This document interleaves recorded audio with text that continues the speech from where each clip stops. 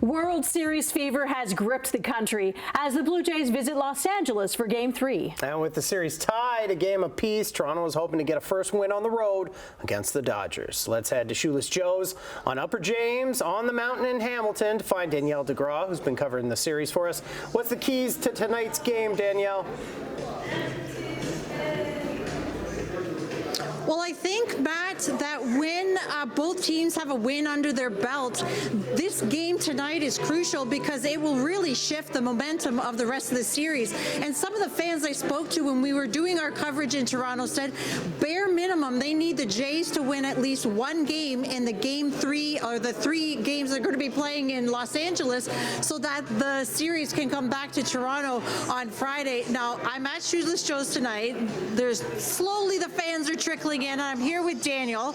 Daniel, you got to tell me how the World Series has affected business.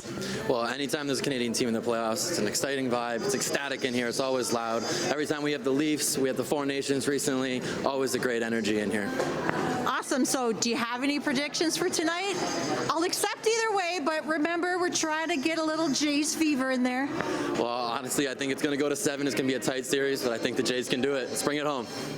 Well, there you go. The Jays are going to take it, Matt, and I might find some more fans, but not bigger than you. Not a bigger fan than you, my friend. All right, thanks very much, Danielle. We'll be back to you later in the show.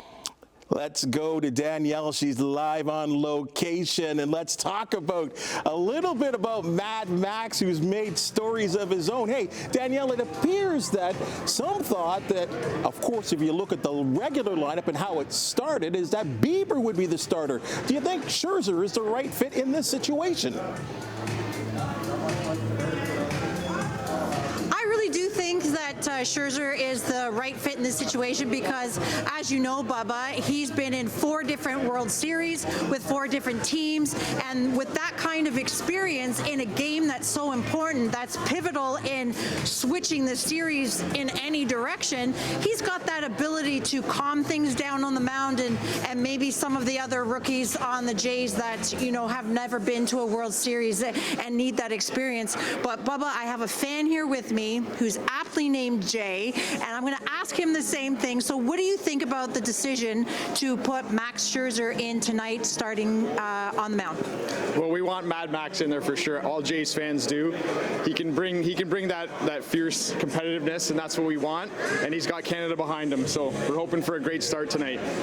You know, I was talking to a few fans earlier, and they're like hoping that the series goes 7 games because they want to be back in Toronto. What do you think? Do you think it's going to take 7? I'm hoping we can finish him off in 6. I'm hoping for 6. So if Max can get us a win tonight, then we're on our way there. Would you get tickets? Because you have a couple of kids here, and they're pretty smart. Do you think they're going to Harvard, and then you're going to be dipping into their education fund to pay for these tickets? Well, we'll see what happens. If I have to do it, we'll have to do it. Oh, so maybe we're just not going to be paying for our kids' education to go to the Jays. This is what I'm finding out here, Bubba. I don't know if I'd do that. I'm just saying, that's pretty bold. Pretty bold. Well, Danielle, it's sports. It's more important than education down the line.